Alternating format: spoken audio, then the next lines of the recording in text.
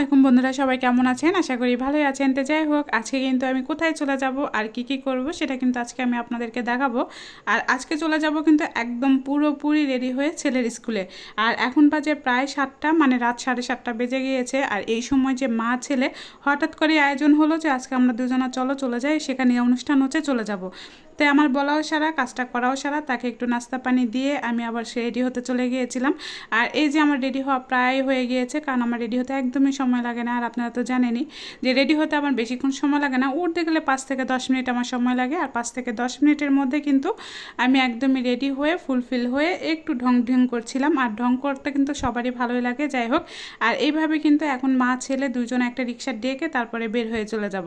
তারপরে তো চলে আসলাম, এটা হচ্ছে বটতলী রাস্তা। আর বটতলী রাস্তা কিন্তু সবাই চেনেন, আমাদের নওগাঁ এলাকাটা কিন্তু সবচাইতে সুন্দর একটা জায়গা। সবচাইতেও কিন্তু রাত্রে যদি আপনি বেড়াতে বের হন তাহলে কিন্তু দেখতে বেশি ভালো লাগবে, কারণ রাত্রের ভিউ কিন্তু অসাধারণ সুন্দর। দিনের ভিউ তো আছে, কিন্তু দিনের চাইতে কিন্তু রাতের ভিউটা একটু বেশিই সুন্দর। আমার একটা অভ্যাস আছে, যখন যেখানে মন চায় তখন সেখানে চলে যায়। সেটা আবার কাকে নিয়ে জানেন? আমার বিশ্ববিখ্যাত আমার একমাত্র ছেলেকে নিয়ে।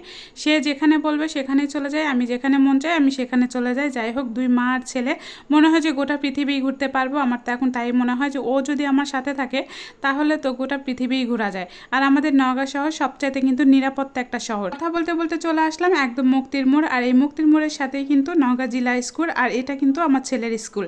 আর এই স্কুলে কিন্তু আমার ছেলে রাত দিন 24 ঘন্টায় পড়াশোনা করে বলতে গেলে। একদম সন্ধ্যার সময় এখান থেকে যায় বাসায়, আর আসে হচ্ছে প্রায় সকালবেলা, মানে সকাল 9টার সময় এখানে আসে আর বাসায় যায় এই মুক্তির মোড় থেকে, স্কুল থেকে একদম সন্ধ্যা 7টা 7:30টার দিকে বাসায় যায়। যা হোক, ও যখন রাত্রে বাসায় আসলো তখনই কিন্তু আমাদের সিদ্ধান্ত হলো যে স্কুলে হচ্ছে এরকম অনুষ্ঠান হচ্ছে, লোকসঙ্গীতের একটা অনুষ্ঠান হচ্ছে, মা তুমি যাবে কিনা চলো। তা আমার তো কোনো না বারণ নিষেধ কিছুই নাই।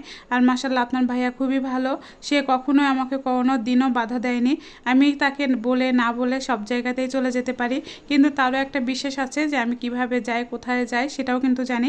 কিন্তু হঠাৎ করে এসেই কিন্তু এই জায়গাতে দেখি যে অনেক প্রচুর পরিমাণে ভিড় ছিল। মানে আমরা আসার আগেই দেখি যে সন্ধ্যা 7টা 7:30 8টা বাজে, তারপরেও কিন্তু এখনও পর্যন্ত শুরুই হয়নি। শুরু হতে হতে আমি একটু ঘোরাফেরা করে নিচ্ছি। আর এই যে স্কুলটা দেখছেন, আর স্কুলটা কিন্তু অনেক পরিচিত। যখন আমরা পড়াশোনার জন্য আসি, মানে আমার মায়েরা যখন আসি তখন কিন্তু এখানে সবাই বসে থেকে আড্ডা দিই। আর এখন মনে হচ্ছে পুরাটাই অপরিচিত, কারণ এত সুন্দর করে সাজিয়েছিল। আর অনেক ভিড় ছিল, এখানে পুলিশের প্রোটেকশনও ছিল। অনেক রকমের আসলে ভিড় থাকার কারণে এখানে হচ্ছে খুব একটা আমি আপনাদেরকে দেখাতে পারছি না, তার মধ্যে রাতের ভিউ। আর প্রচুর পরিমাণে অনেক সুন্দর করে সাজিয়েছিল। আমি হয়তো বা দিনে যদি জানতাম তাহলে আসতাম। আমি জানি যে এটা গতকাল একটা অনুষ্ঠান ছিল, সেটা হয়ে গিয়েছে। এটা হচ্ছে লোকসঙ্গীতের উৎসব হচ্ছে আমাদের হচ্ছে নওগাঁ শহর থেকে, নওগাঁ জেলা থেকে এই শহর হচ্ছে অনুষ্ঠানটা শুরু হয়েছে। তো যাই হোক, এই অনুষ্ঠানটা কিন্তু 2 দিন ধরে উদযাপিত হচ্ছে। তাই আমরা কিন্তু কালকে আসিনি, আজকে চলে আসছি।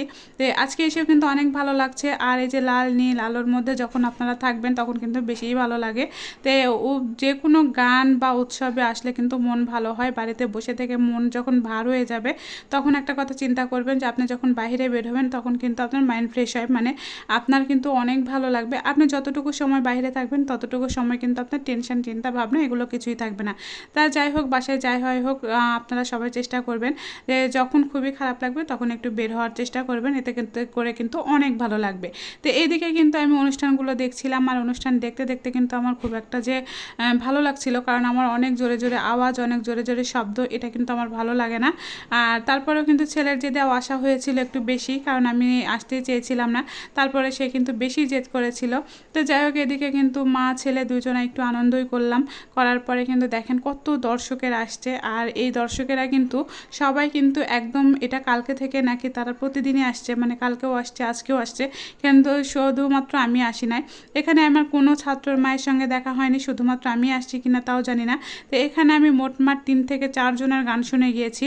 এটা কিন্তু প্রথম ভাইয়া একটা উঠেছিল, সেই কিন্তু প্রথম গান গিয়েছিল, আমার কিন্তু তার গানটাই বেশি ভালো লেগেছিল। এর পরবর্তীতে কিন্তু আরেকজন উঠেছিল, এক আপু উঠেছিল। সেই আপুর নাম কি আমি আসলে জানি না সঠিক। মানে এদিকে অনুষ্ঠানটা শুরু হয়েছিল আর কিছুই ঘুরে ঘুরে দেখছিলাম। আর ঘোরার পরে কিন্তু তারপরে আমি বেশিক্ষণ এখানে বসি নাই, যে অল্প কিছুক্ষণ বসে তারপরে কিন্তু অনুষ্ঠানটা দেখে পরে চিন্তা ভাবনা ছিল যে বাসায় চলে আসবো, শুধুমাত্র ছেলের জন্য এখানে বসেছিলাম। এদিকে নাকি আপনার ভাইয়াও এসেছে, আমি তো জানি না। আপনার মানে আমার ছেলে বলছে বা আমার বাবা আসছে। তো যাই হোক এদিকে কিন্তু আমি অনুষ্ঠানগুলো দেখছিলাম। খুব যে ভালো লেগেছে তা কিন্তু নয়, আবার যে খুব যে খারাপও লেগেছে তা কিন্তু না।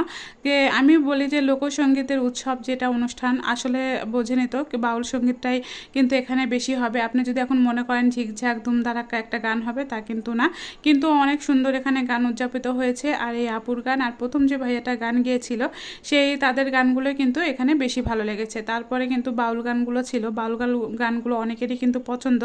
আসলে আমার সঠিক বলতে বললাম কি যে আমি সবার সব গান পছন্দ করি না। তো যাই হোক এখানে যখন ওই যে আওয়াজগুলো হচ্ছিল তখন কিন্তু আর ভালো লাগছিল না।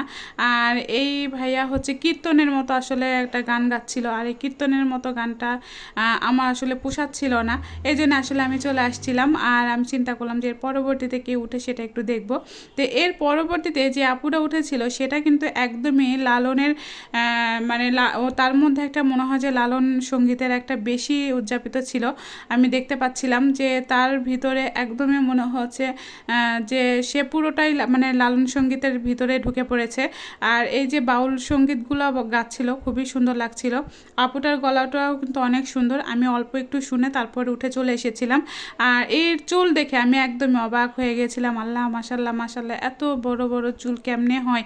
আর দেখেন কি জোট বেঁধেছে, আমি এইরকম কখনো দেখি নাই। তো যাই হোক এটা কিন্তু নওগাঁ জেলা স্কুলে আমি এসেছিলাম।